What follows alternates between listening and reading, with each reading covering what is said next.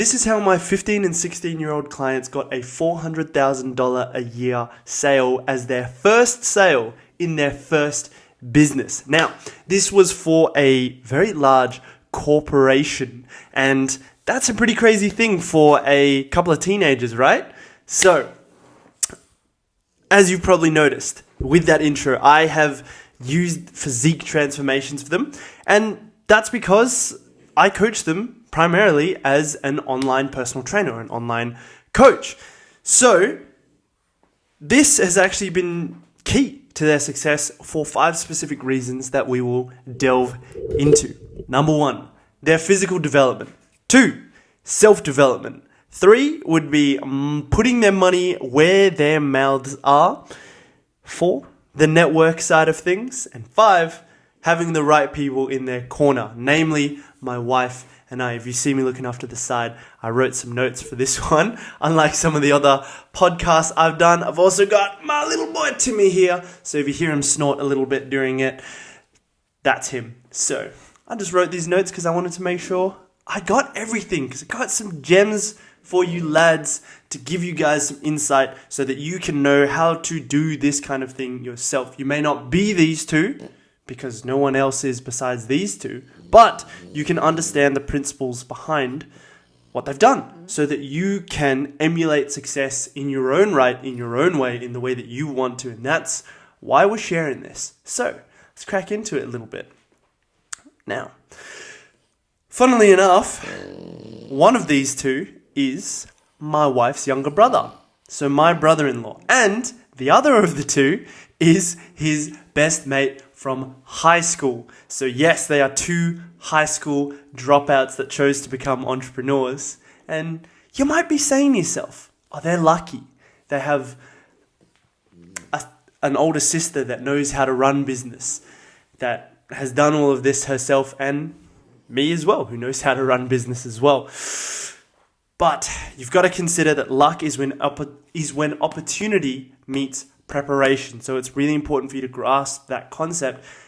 None of this would have happened if they didn't take it up. And you're going to see even later throughout this, as we elaborate more and more, how much of a factor luck was in all of this. Basically being in the right place at the right time and being the right person to capitalize on those opportunities.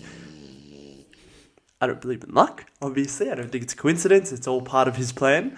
So that's what I want to share with you. One of the biggest things that I can share. Let's delve into it a little bit. Some details for you. They're in my top tier of coaching. So what that means is every 2 weeks, I do a video call with them and we go over the training side of things, how they're training, as well as the nutrition. And a big one for them is the mindset. These are really important things for me to go over, and I optimize or set up my business so that I can give as much as I need to, as much as they need. I can give as much as I need to my top tier clients time-wise to be able to give them little bits of business advice as needed and business consultation, as well as the health and fitness side of things. Because from the first point that we were making, their physical development was really important in this. They're 15 and 16. That's young. You're small guys there. You're not naturally going to be super built unless you're like some of these crazy TikTok influencer kids that are massively strong and jacked. Those are the outliers, the exceptions. These two aren't like that. They are exceptional in their own right. They're just not genetic freaks in that sense. They have a lot of potential though, which, as you can see, we are utilizing. So their physical development is really important because physically you need to convey a sense of strength subconsciously before you've even said anything. When you walk in to talk to someone who has corporate status, they're not going to respect you if you look like a scrawny little dude, and they will automatically or subconsciously think or have doubt about you. Can I trust this person to actually run any aspect of my business, or can I trust any aspects of my business to these people? Because this was for the cleaning business that they started up. And if people don't think you're capable, they're not going to be giving you a chance consciously. So you're going to be fighting a losing battle, which is why their physical development is so important. On top of that, people can tell. People can tell when you are developing and working on yourself physically, because you go to the gym, you have an air about you of confidence, of discipline. There is a certain charisma that you have to yourself when you start gaining that confidence and having that security in yourself. You don't necessarily puff out your chest everywhere that you walk around, but you have an air of confidence about you because you know, even subconsciously, that you are working on yourself and bettering yourself. So that is one of the most important things there by way of their development. So they have been doing that, working with me, as well as that, the mindset side of things has allowed for the self-development. So we go over business principles, business tactics, and then they do that with all four of us have done that together with my wife, because her specialty is business, other businesses. My specialty is more online trainers and personal trainers, that side of things. But between the two of us, we have quite the depth of knowledge about how to run businesses. So when we came together and we're talking about these things, we do the business side of things. And a lot of what we do, about 90% of what we do, is actually the inner or the deeper work, mindset stuff, but not in a way where it's like, oh, I feel great, I've done mindset work. No. It's mindset work and self-development that means you take action from it.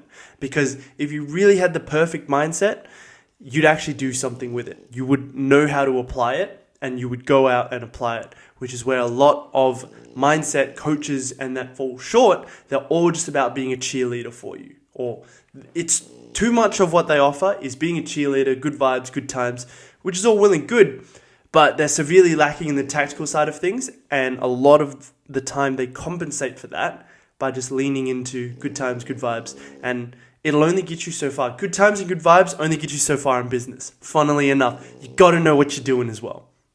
So we go over that side of things with them, and that allowed them to know everything that they could going up into meeting with that client and selling them. So we set them up with the ability to get in contact with this client, set up a meeting with them, which took a couple of weeks because there were follow-ups. It wasn't just one message, oh, perfect, I'll come see you. They had to sell this potential client on having a meeting with them, and then for them to actually go in, do the meeting, and sell the client on that first meeting, or in that first meeting, they sold them. Pretty cool.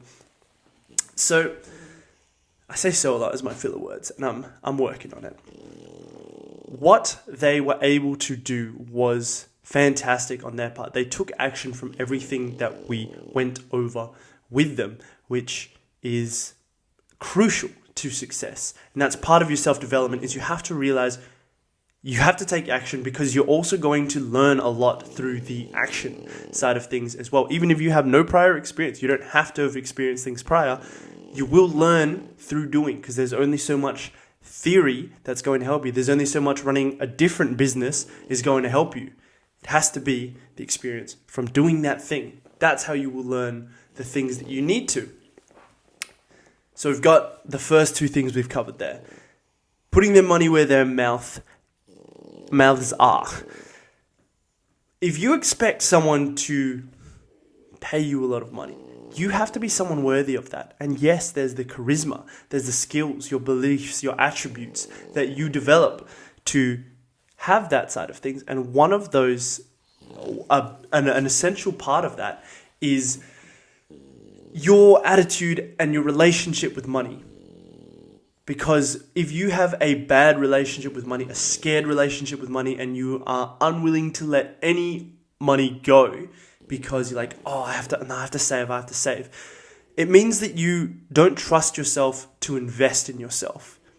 We hear that a lot. Investing in yourself by way of your physical and self-development, making yourself better. Because when you put everything you need to together by way of that, your beliefs, who you are as a person, everything else stems from that, because those beliefs are going to drive your actions, which will have a direct impact on the outcomes of your life and your business, that side of things.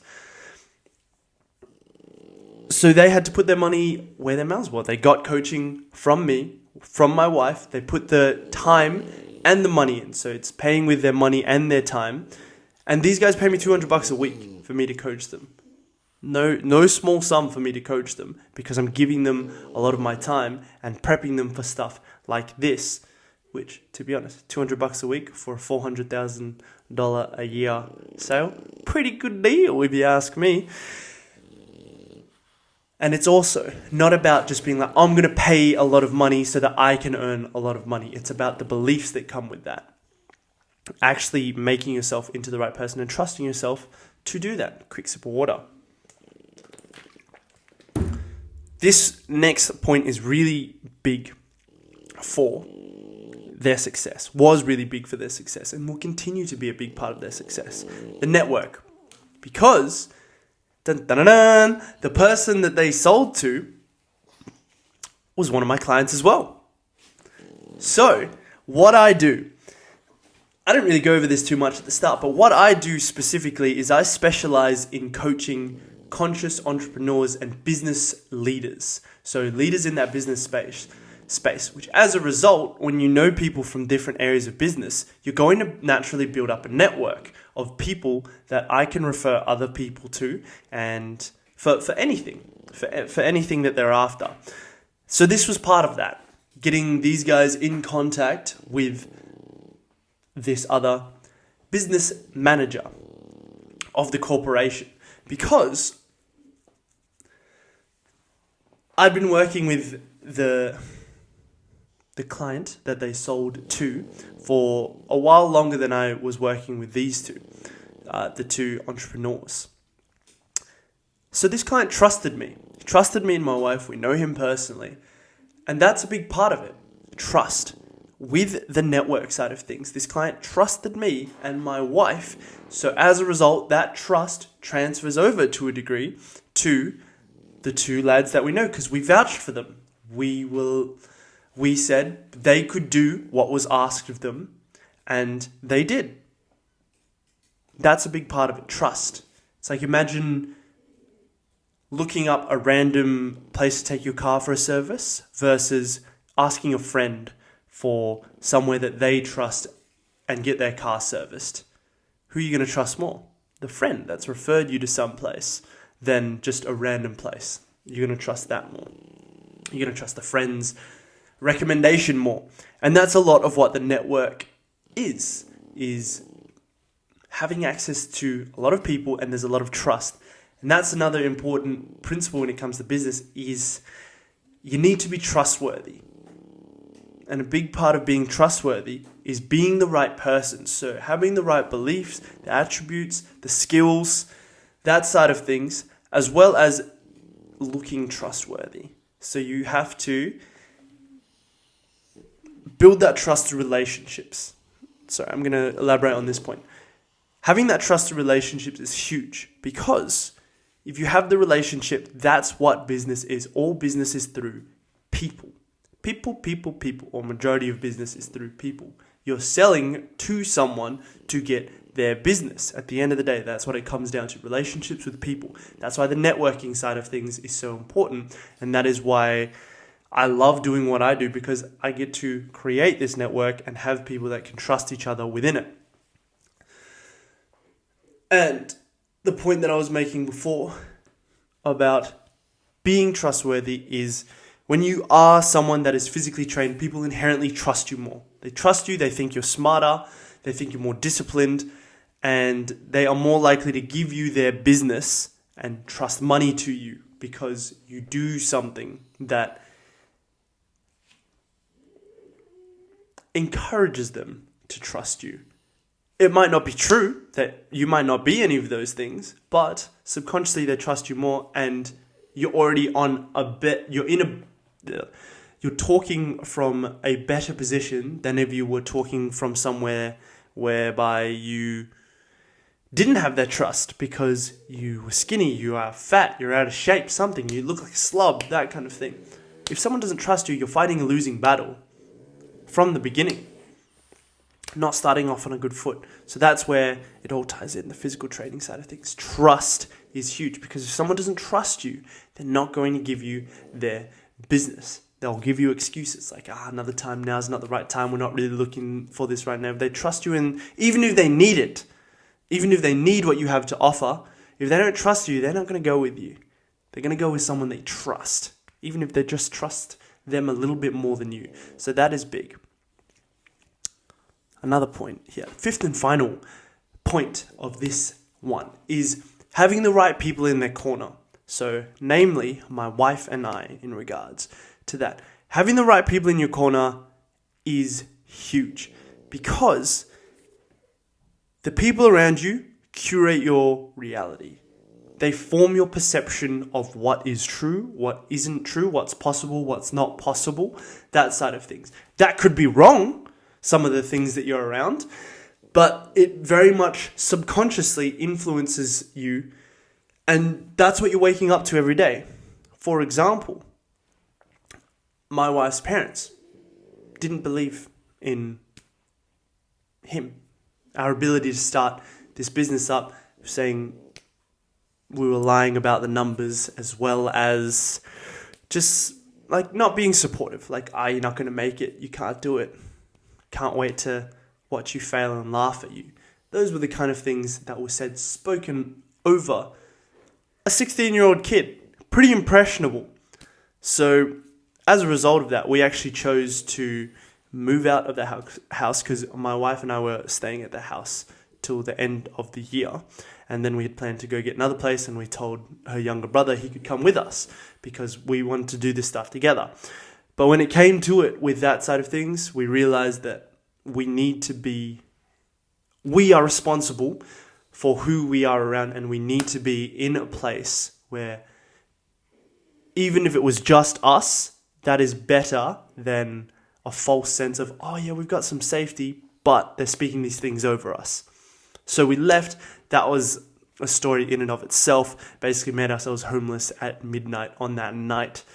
Big argument and all that. And basically we were doing short-term stays for 10 days until we landed a house. 2 months after that, my wife and I, millionaires. That's how important having the right people around you is, because they are going to warp your sense of what's possible, what's not possible. For my wife and I, we know it's possible to do these things. We know the numbers, and we know how to implement and do these things. So it's going to have a big effect on you if you're around people that believe that it's possible, push you to do it if you want to do it as well, and give you the tools to do it, versus if you were around someone who didn't think it was possible, wouldn't give you the tools, talks down on you, and discourages you from doing it. Maybe even put some obstacles in your way, tries to get in your way.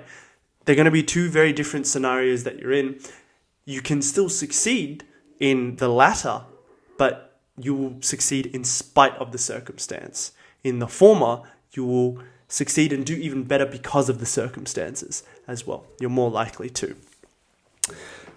So it's just about putting you in the best possible position, and that's huge. And you have to realize you are responsible for who is around you, who you allow in your circle and in your life. And it's lonely at the top. You got to cut people out, because there aren't that many people that get what we're doing here. So, on that, there is a little bit of the networking side of things that I want to come back to. And I want to improve upon a bit of an old saying. And my upgraded version is, it's not just what you know, it's also who you know and who you are.